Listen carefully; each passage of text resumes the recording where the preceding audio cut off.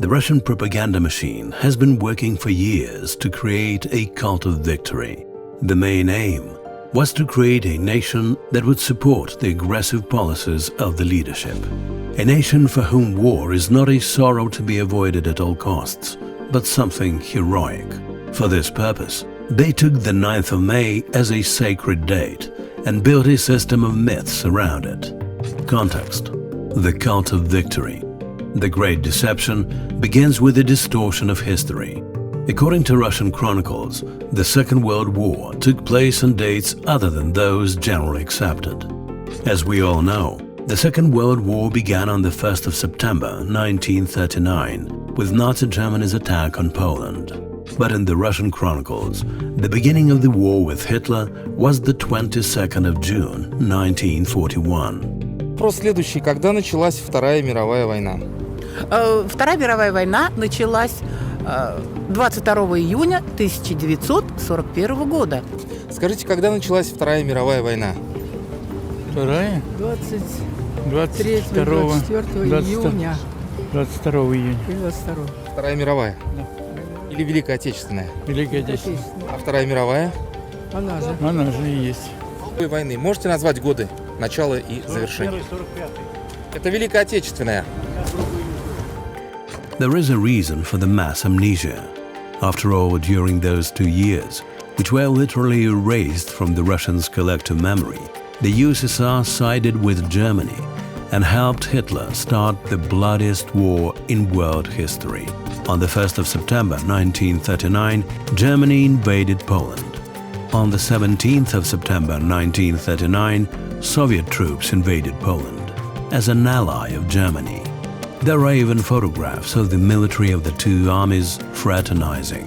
Therefore, in the official history of the USSR and later Russia, its participation in the Second World War began much later, with the attack on the USSR by ex-Allied Nazi Germany on the 22nd of June 1941.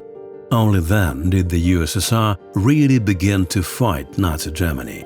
Along with the dates of this war, the Soviet authorities also changed its common name. The conventional English translation of the Russian version of World War II is the Great Patriotic War. But it is an inaccurate translation, because the key word in the Russian version is fatherland. Literally, their version of the name translates as the Great War for the Fatherland. After this renaming, all nations that used to be part of the USSR automatically lose their nationality and become part of the fatherland, which is supposed to be common for them. If there is a common homeland, then there is one common people, the Great Soviet People, the Liberator Nation, as they called themselves. This brings us to the second point of the creation of the cult of victory, the total glorification of the deeds of the ancestors and the erasure of the merits of other nations. For decades, Russia's ruling elite has repeated the narrative that it was the Russian nation who won the victory over Nazism. Thus, the participation of Ukrainians, Belarusians, Poles, Georgians is simply not mentioned, while the contribution of other European countries and the USA, which suffered from Nazism and fought bravely against it, is completely erased from the Soviet and now Russian mythology. Наш народ был один на многотрудном, героическом и жертвенном пути к победе.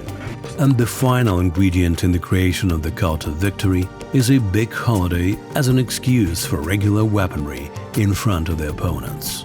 Take the 2008 parade, for example. Modern equipment moved across Red Square. For the first time in 18 years, military equipment appeared on the pavement, giving a full idea of the power of our army. After showing off in Red Square, the Russian Federation invaded Georgia that same year and started a war there. It was the first attack on a former Soviet republic that had gained independence. So why does Russia need the myth of the Great War for the fatherland?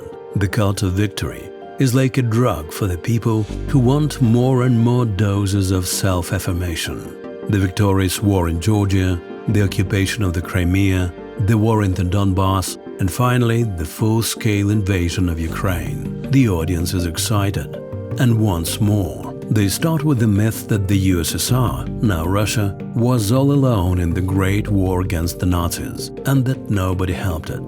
Then they add the fact that the Nazis came from the West. Now they have everything they need to convince the audience that Russia's modern enemies still come from the West. And they are using the myth to justify aggression against Ukraine now. Putin's direct speech Россия дала упреждающий отпор агрессии. Это было вынужденное, своевременное и единственно правильное решение.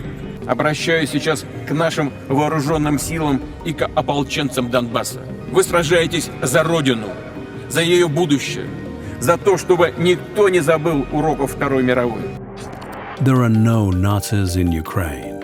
However, the power of propaganda and the cult of victory proved to be stronger than common sense.